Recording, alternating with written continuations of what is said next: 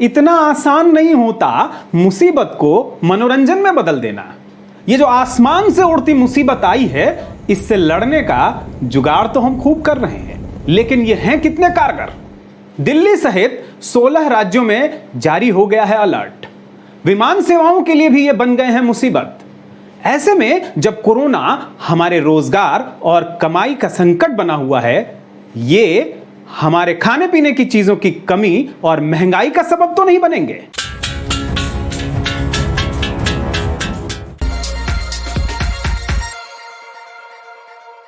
इनकी कहानी आपको किसी साइंस फिक्शन की तरह लग सकती है, लेकिन हकीकत में यह हमारे सामने जीता जागता खतरा है जो हमारे सर पर मंडरा रहा है। ये आसमान से उड़ते हुए आते हैं, करोड़ों की तादाद में साथ चलते हैं।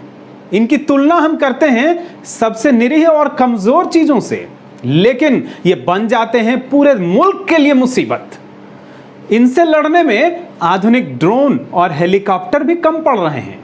अब मंगवाई जा रही हैं विदेशों से मशीनें। कई हजार हेक्टेयर फसल कर चुके हैं ये चट।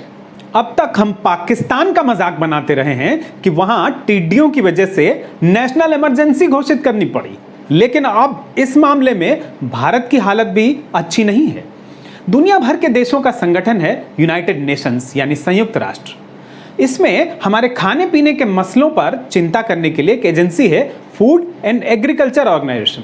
आइए इसकी साइट पर चलते हैं। यहाँ टिड्डियों के लिए अलग से एक निगरानी की व्यवस्था है।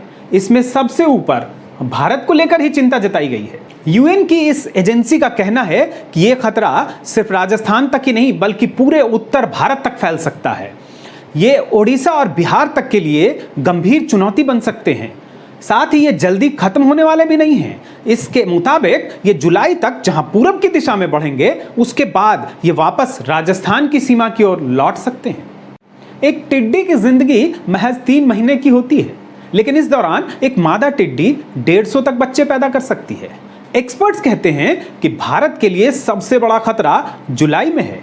उस दौरान खरीफ की फसल होती है और अगर ये टिड्डी उसे चट कर जाती है तो भारत की स्थिति भी इथियोपिया, सोमालिया और कीनिया जैसे पूर्वी अफ्रीका के देशों की तरह हो सकती है।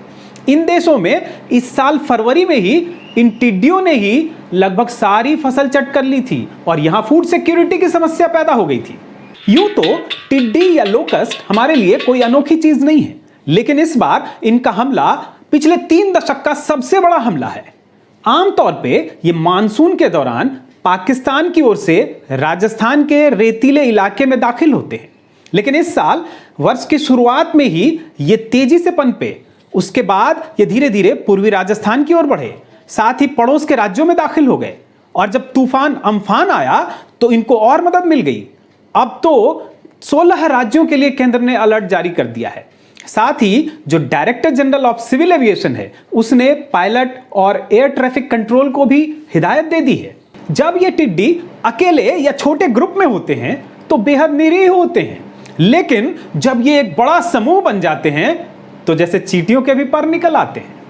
जब ये बहुत करीब आते हैं एक दूसरे के तो इनके अंदर हार्मोनल चेंजेस होते हैं, साथ ही इनके व्यवहार में भी बहुत बदलाव आ जाता है।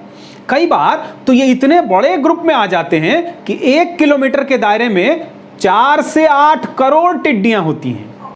इन्हें अपनी जगह पर पर्याप्त हरियाली या भोजन न मिले तो ये आगे बढ़ जाती हैं।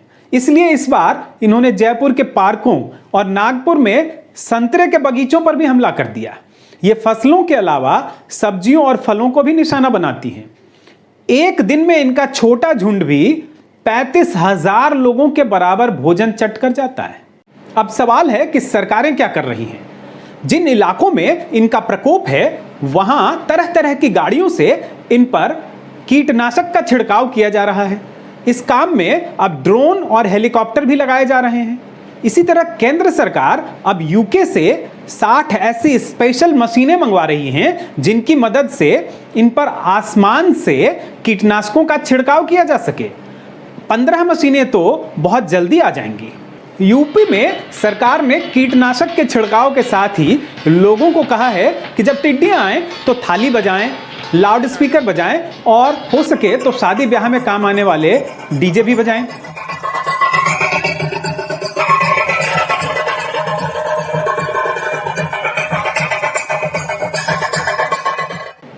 सही है कि तेज शोर किया जाए तो टिड्डी वहां नहीं उतरती, लेकिन इससे उनका कोई नुकसान भी नहीं होता। वो वहां नहीं तो बगल की जगह पे उतर आती हैं। ये न मुल्कों की सीमाएं देखती हैं न राज्यों की। लोगों को शोर मचाकर इन्हें भगाने के लिए कहना वैसा ही है जैसा दीवारों पर लिख देना पॉकेट मारों से सावधान। लोगों को जागरूक करना जरूरी है, लेकिन सरकारों को अपनी जिम्मेदारी और गंभीरता से निभानी होगी। टिड्डी चेतावनी संगठन का मॉडर्नाइजेशन कीजिए, किसानों को हुए नुकसान की भरपाई कीजिए और साथ ही इसका कोई स्थायी समाधान भी तलाशिए।